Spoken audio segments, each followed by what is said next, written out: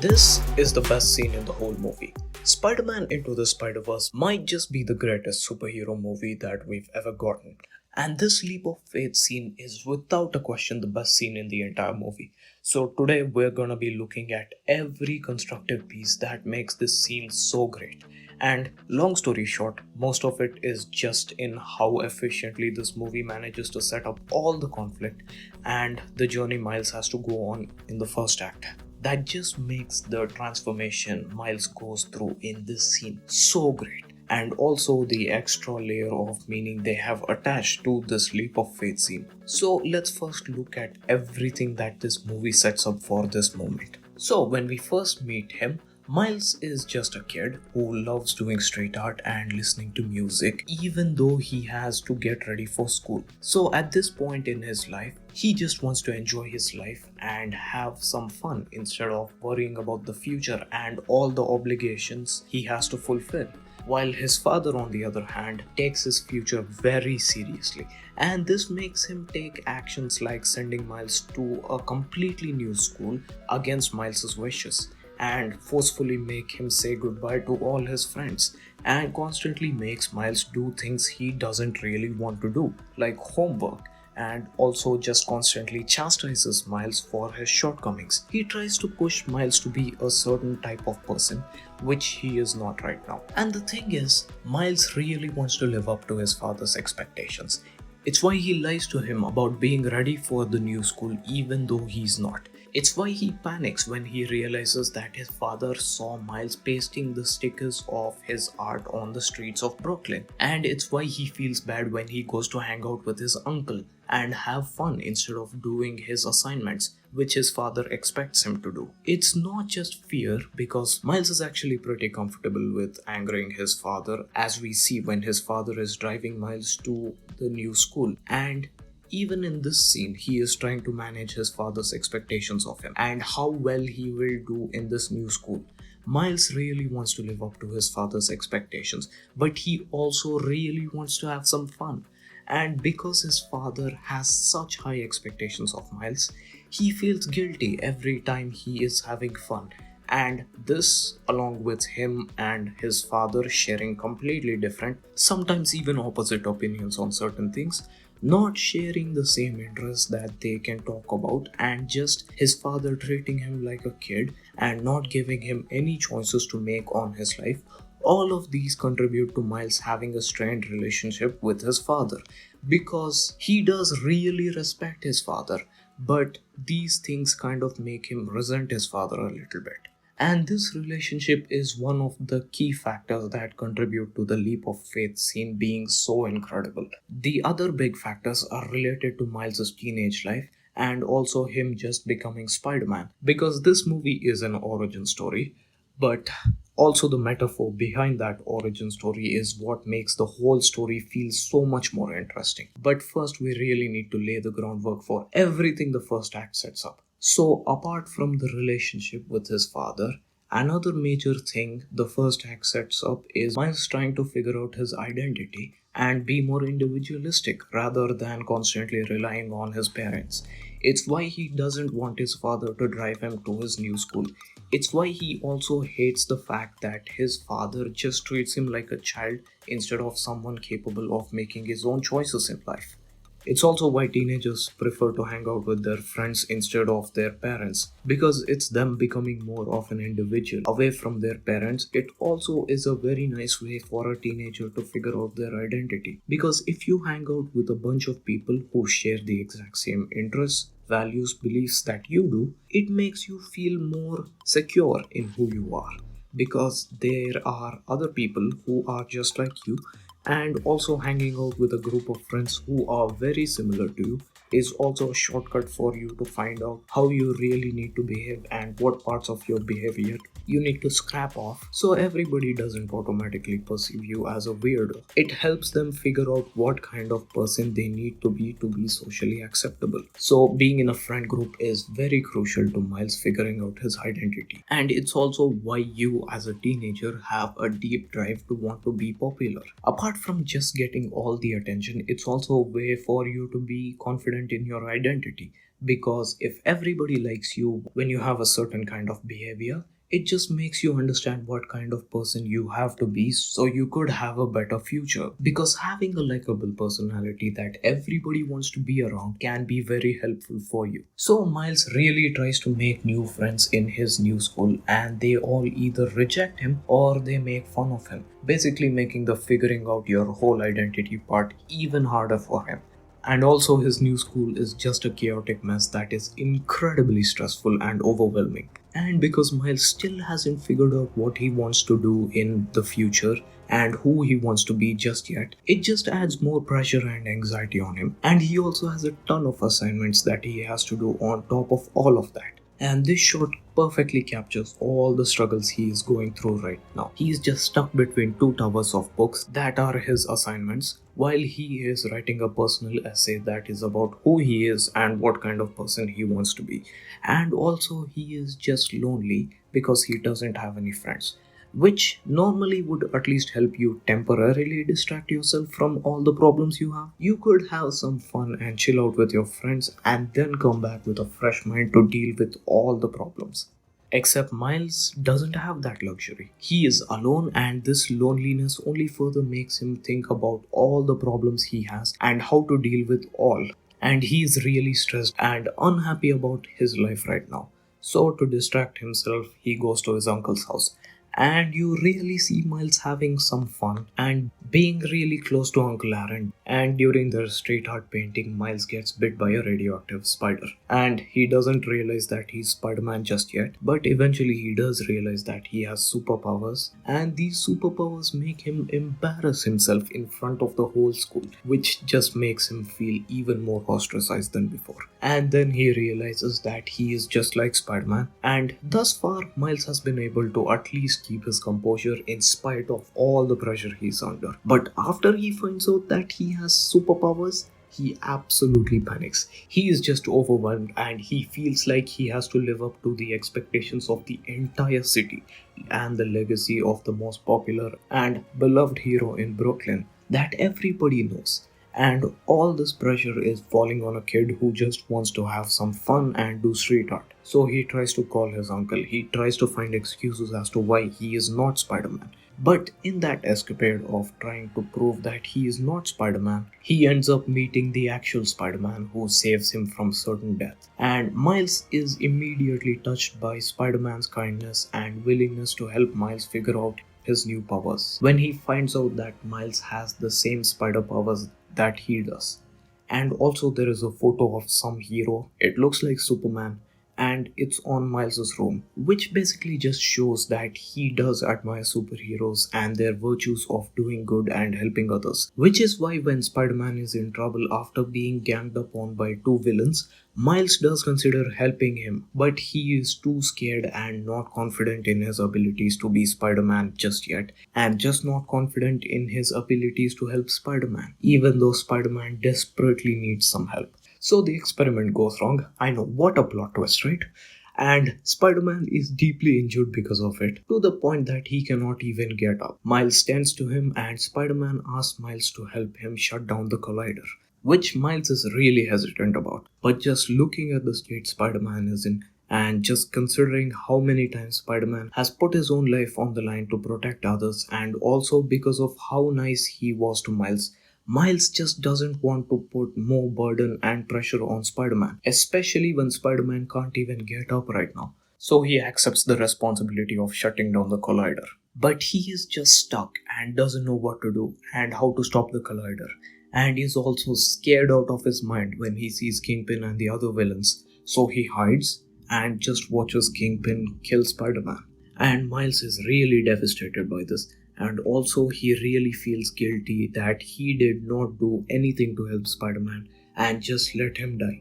And this guilt really fuels Miles to try and become Spider-Man and do everything in his power to stop the collider, because at least then he could make up for not saving Spider-Man's life and not helping Spider-Man when he really needed his help.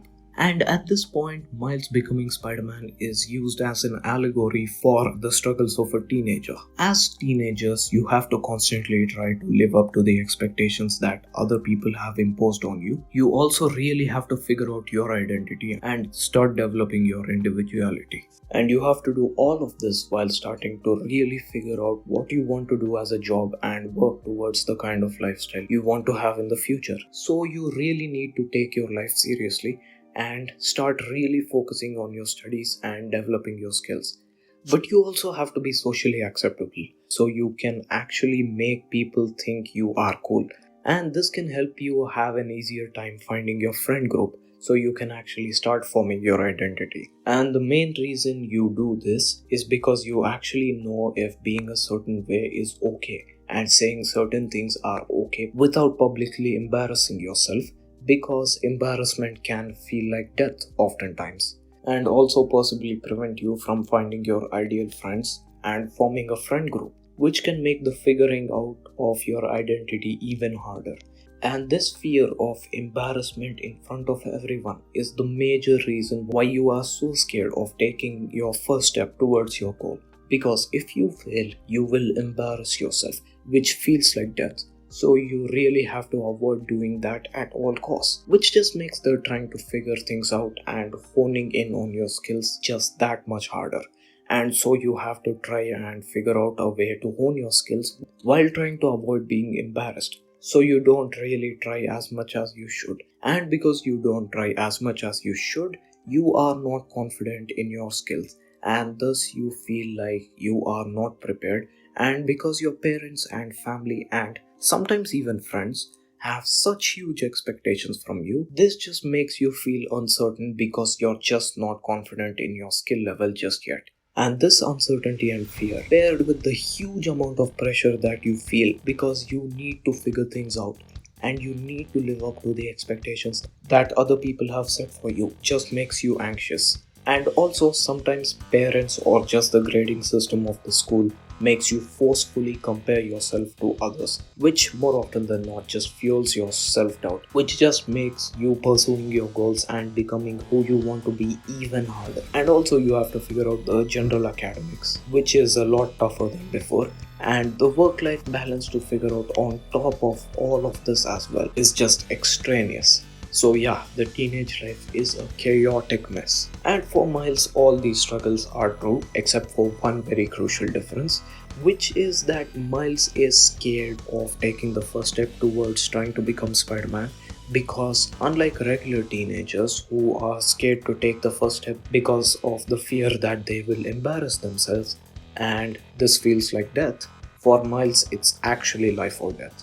If he isn't skilled enough to be Spider-Man, he might actually die. So this makes taking the first step even harder and more scary to do. So this is everything that the story just sets up in the first act of the movie. Miles' relationship with his father, Miles' goal of wanting to be Spider-Man, and the 5 key elements, which are fear, uncertainty, self-doubt, pressure, and I don't know what to do.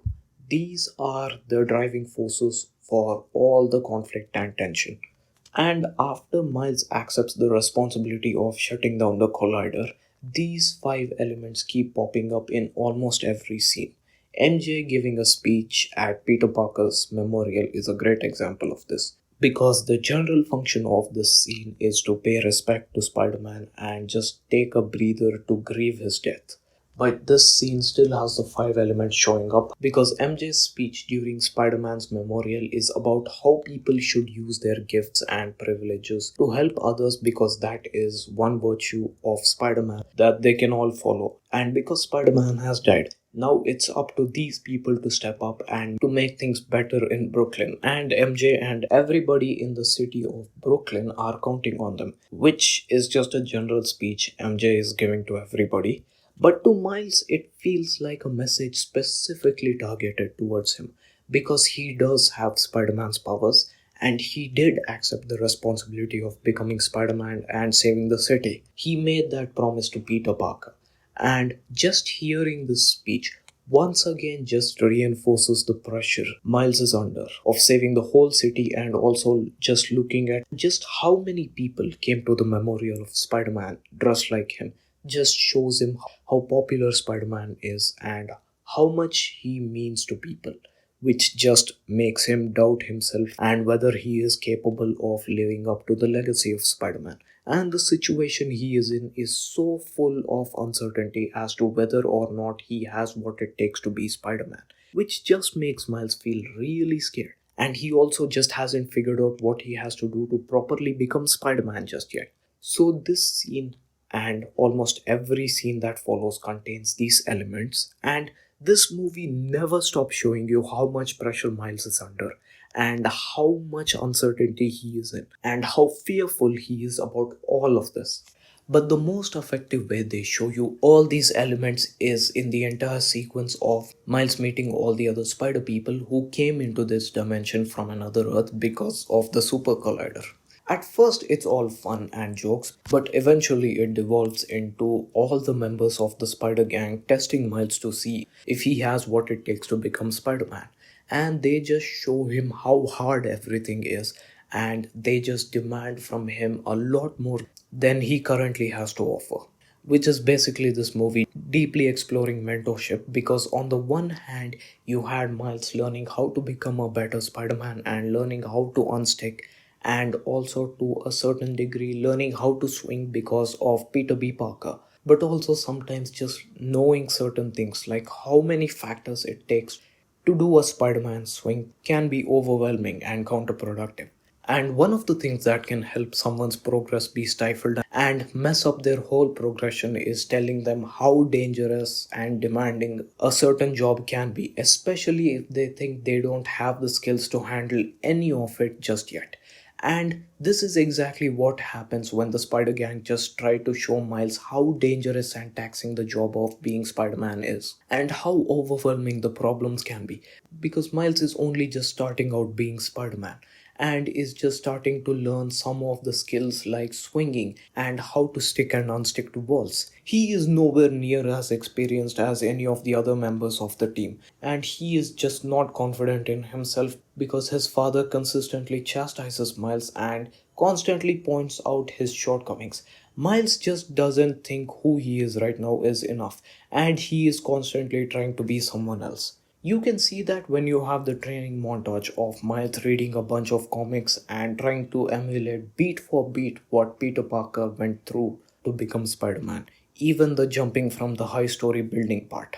And because of how many failures he has had, from not making any new friends in his new school and everybody just thinking he's a weirdo, to not being able to save Spider-Man and destroying the Goober, and merely jeopardizing the entire mission of shutting down the Super Collider and stopping Kingpin. Miles' self-doubt is already at an all-time high when the Spider Gang also test him and come to the conclusion that he is not ready. Miles feels rejected by yet another group, and after he was publicly humiliated in front of his classmates at school and feeling ostracized, this was the only group Miles had where he felt like he belonged.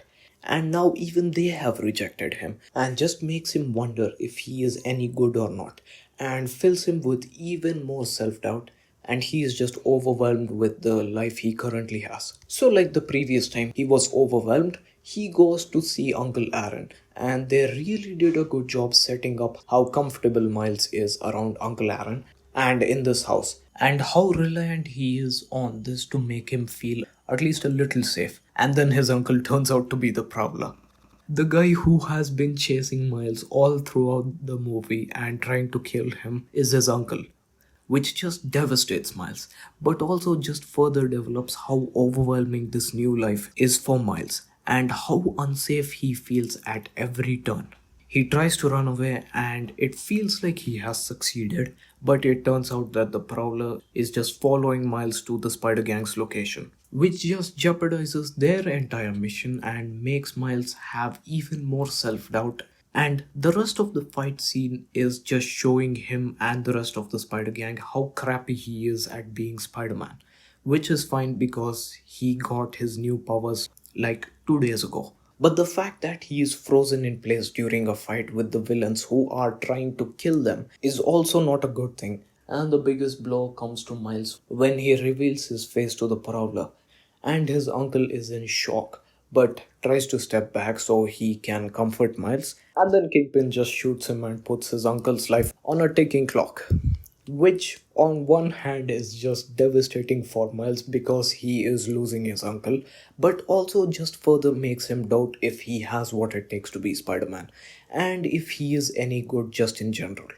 But his uncle tries to help Miles, and even during his dying breath, just tries to give Miles advice by telling him that he is the best out of all of them and that he is on his way and all he needs to do is keep going.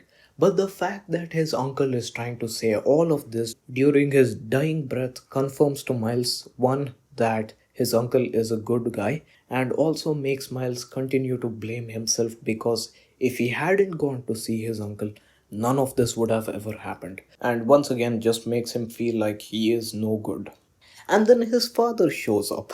The gifts just keep on giving to this guy. Because now his father starts treating Miles like a suspect for the murder of his uncle, which just further devastates Miles. And the fact that during the first few scenes of the movie, his father was treating Miles like a child and making him feel like he's not capable of making his own decisions and that they need to be made for him, just adds an extra layer of devastation to Miles because now he has his father looking at Miles's greatest failure, and it is something that is unforgivable in his mind. Miles is not solely to blame for this. His uncle chooses to be the prowler and follow him back to the Spider Gang's location, and Kingpin was the one who killed his uncle. But he feels like he is to blame for everything. But he is also just not ready to face his father and face the disappointment and the anger his father would have after what Miles has done. So he turns invisible and runs and just watches from the roof as his father starts grieving over his brother's death. And this just further makes Miles believe that he is no good and also just makes him pissed at Kingpin. He retreats back to his dorm room and he just takes out his pent up aggression towards everything that he can find. And Miles at this point doesn't even want to be down and sad about the fact that he just screws things up and makes people's lives worse. He is so tired of feeling sad and down because of who he is, and that at this point it's just pure anger. He desperately wants to try and do something good, like send his friends back to their dimension and get some sense of revenge from Kingpin for his uncle's death. He doesn't want to feel sad and down because he at this point can't even live with himself after what he's done and doesn't think he deserves the pity of the Spider Gang. He just wants to do some good so he can live with himself. He really needs this mission of shutting down the collider. And also, he wants to respect the last words of his uncle, which is not to stop and keep going. But Peter B. Parker just doesn't think Miles is ready to be Spider Man and that he will get himself killed. So he forces Miles to stay back, and when Miles refuses, he just shows Miles that he cannot control his powers by forcing Miles to attack him or to turn invisible on command, which Miles just cannot do because even though he is desperate to do this mission, he is still crippled with self doubt after getting his uncle killed, and also by the fact that his father treated him like a criminal. And also, Miles just really wants some certainty that he has what it takes to be Spider Man and is not just a screw up. He just wants to know when he will know that he is ready to be Spider Man. When will he know that he can handle all the dangers, the overwhelming problems that come with this life? He wants some guarantee, some secret technique or skill that will solve all his problems. And Peter B. Parker just tells him that he won't know if he's ready. He won't know if he is capable of handling this overwhelming pressure. And you just have to confront the dangers head on and face all the uncertainty with certainty. It's a leap of faith, which at this point is advice that is just not something that Miles is willing to accept because of how much he screwed up by getting his uncle killed and his own father treating him like a criminal for it.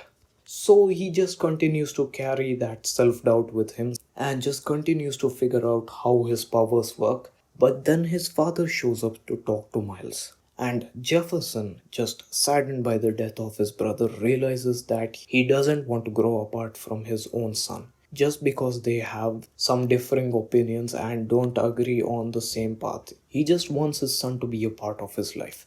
And now he respects his son's boundaries and doesn't force Miles to be a certain way. He just respects the decision of Miles and just has a heart to heart with him and tells him about how Miles is really special. And the real reason why his father pushes him so hard is not because Miles on his own is not enough, it's because he knows that his son will do incredible things. It's why he pushes him so hard. And he just apologizes for not saying what Miles wants him to say or do what Miles wants him to do. And just tells Miles that whatever he wants to do, he will be incredible at it.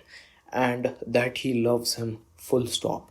And now, because Miles's father, who in many ways was the reason why Miles felt like just being himself was not good enough, reassuring Miles that he will be great just turns Miles's fears of uncertainty and not knowing if he will make it go away. And you can just see it in his eyes. All the problems and him just worrying about the specifics of the skills and how his powers work, and it's just replaced with pure determination and a guy who will gladly embrace the uncertainty with certainty. And you just see him focus away from the paradoxical problems like, will I make it? Am I good enough? Am I ready to do this? Is it safe? All of those concerns and questions that he was way too focused on before goes away and is just replaced by pure determination and now the drive to save the city, to save his father and everybody close to him, to get his friends back safely to their universe is all at the forefront of his mind. And yes, they were driving him to a certain level before, but almost everything he did had a lot of doubt in it as well.